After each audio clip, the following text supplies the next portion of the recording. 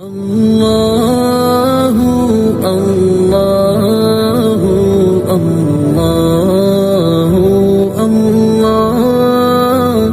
اللہ اللہ اللہ۔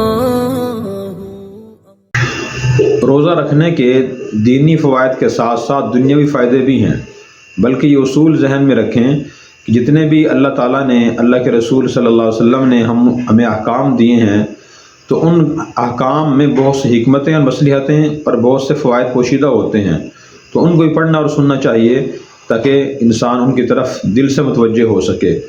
روزے کے بارے میں دنیاوی فائدہ آپ صلی اللہ علیہ وسلم نے یہ ارشاد فرمایا، یہ طبرانی کی حدیث ہے، فرمایا کہ صوموا تصحوا، تم روزہ رکھو تندرست رہو گے۔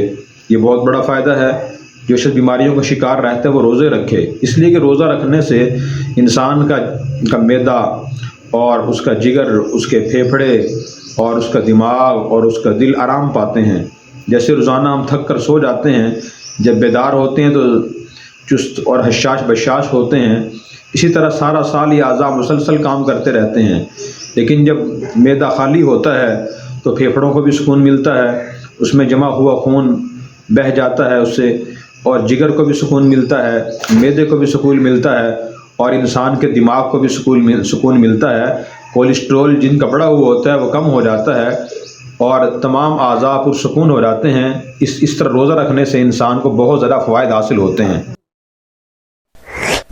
اور اگر آپ نے ابھی تک ہمارا چینل سبسکرائب نہیں کیا تو فوراً سبسکرائب کیجئے، ساتھ ہی بیل آئیکن پر کلک کریں تاکہ مزید آنے والی ویڈیو ہے وہ آپ کو وقت پر ملتی رہیں۔ اللہ حافظ۔